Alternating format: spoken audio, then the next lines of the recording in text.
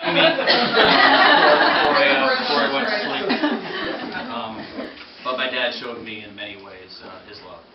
And I learned by example what it means to be a man observing my dad through all the years.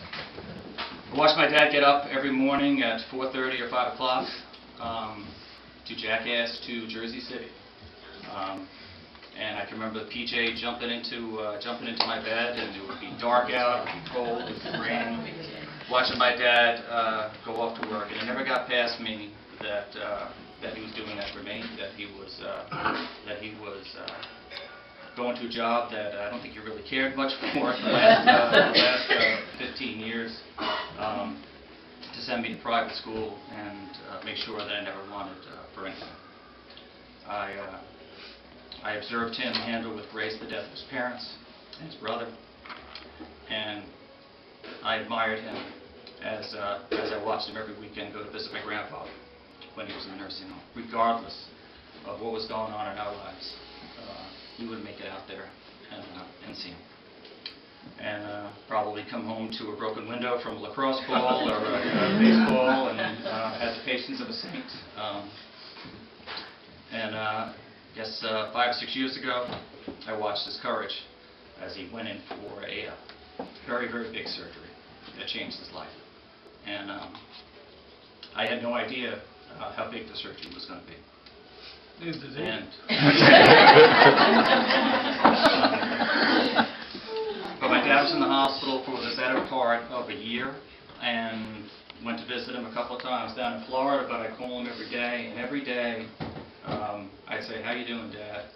And he would say, "Fine. How are you? How's Chrissy? How's the girls? What's going on?"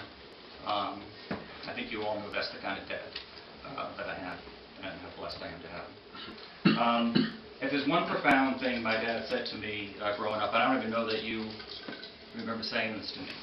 My dad said to me that his purpose in life was to ensure that my soul went to heaven. And I don't know what I was doing that day. That came out. I was very young, so I'm not exactly sure what I did that he thought I was going to blow it for both him and me. But when you think about that, it's incredible that someone would devote their entire life to you. And as I've grown up and watched my dad's action, it all makes sense. The way he's lived his life and the way he lives his life and what he's done to me. And when you think about it, making a toast today, it's impossible for me to think of a way to say thank you for that. I know if I was to ask my dad, how do I thank you, I know what he would say. He'd say, Dan, I've done my best with you. And that's the way, even if it didn't work. But I know my dad would say, I've done my best for you. The best way to thank me is to do the best with your kids. I know that's what he would say. He said words like that for me many times. So I love you, Dad. God sent you to me for a purpose. I couldn't imagine a better father, and I'd like us all to raise a glass to my father for his 80th birthday, and wish him health and happiness and absolutely many more years.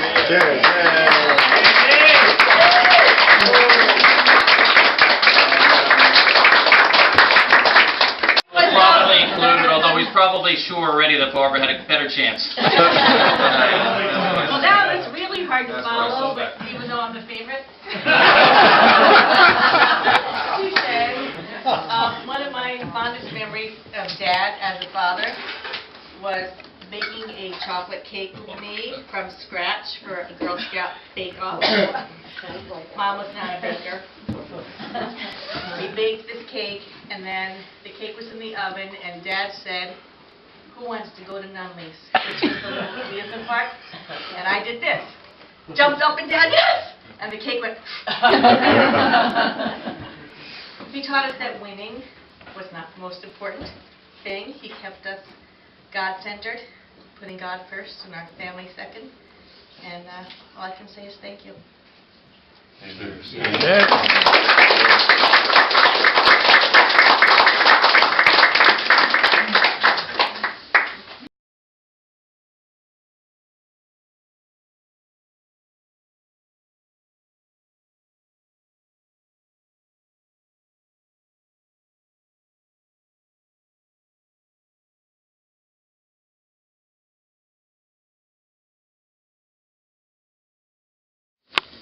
my children, Joan, and my family.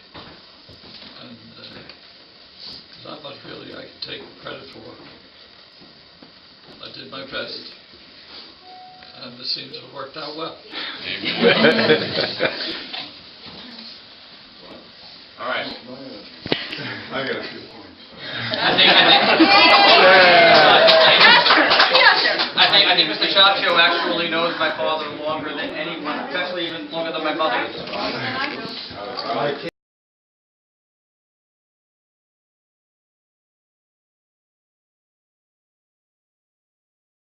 Just trying to see it.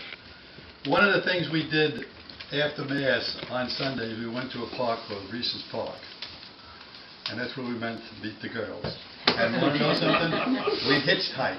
Try that today. We hitchhiked. And we had one scene, and I think Marilyn is going to explain it to you, where Tom became a real gentleman. Marilyn, you want to explain that? Well, Tom was always a gentleman, and we used to fool around at the beach, and I don't know how I ended up in the trash can.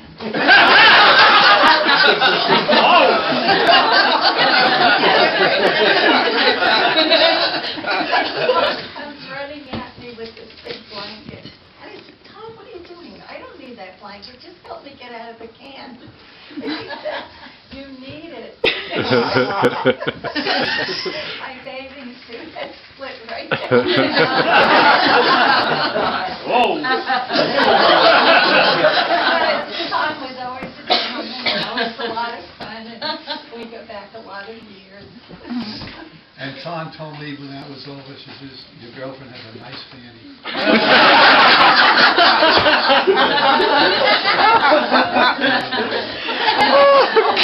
And on Friday nights we used to go to dances. And I believe it was St. Francis. Oh my God. The guys would be on one line, the girls over there, and you keep looking at each other, and you go over and ask the girl to dance. So Tom says, I went to ask that girl, and she says she turned me down. I says, don't worry about it, she turned me down about 10 minutes ago. So we had an awful lot of time growing up, good time. A couple of years ago, Tom, I, and Joe, we went to Coney Island. We went to see the churches we got married in, really. We went to see the houses where we grew up in. We went to Coney Island, had Nathan's Hot Dog. After that, we went to a place, we went after dating. We had the greatest roast beef sandwich. Yeah, Brennan. But anyway, it went so fast. We had a good time with Tom and his wife.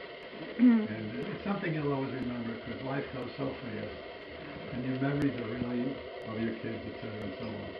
But what's happening now is when we were younger, we talked about our kids. Now at our age, we talk about our doctors. We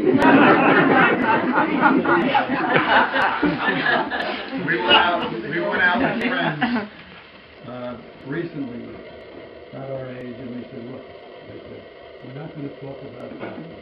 Not at all. Nobody said anything about a half a minute.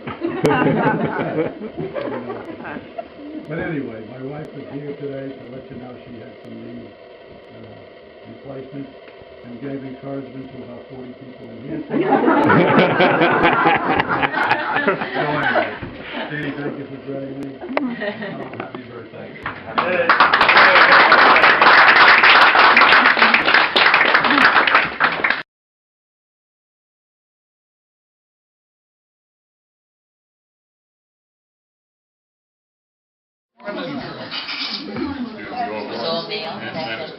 Okay. What is Tom's mother's real first name? That's right. Yeah, is that his name? I didn't know that. I thought it was Minnie.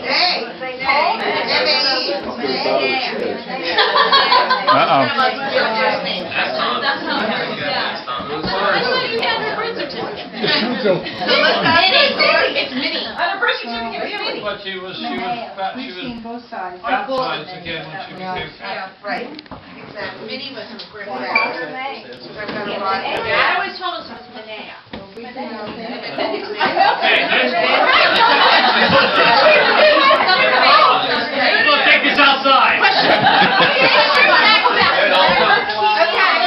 What was his first dog's name? Oh, that little, that beetle. And when he was Sarge. growing up, Sarge. Funny. We didn't know that one. Spotty was before, I was. oh, you know that's Spotty. Spotty was cat. You know what I mean?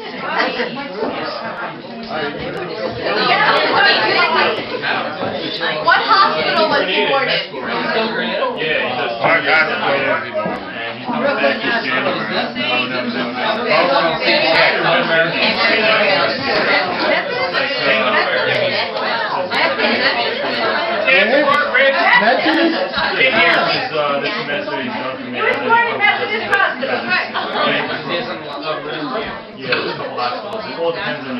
What kind of dog was his first dog?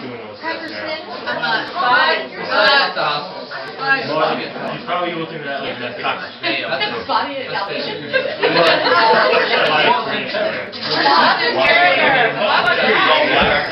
But he was spotty.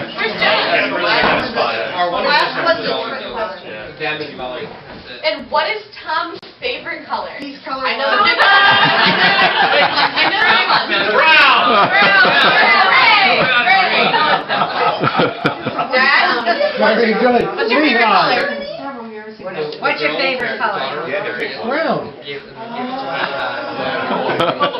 Now it's brown. These eyes brown. And now is the end of our questions. Happy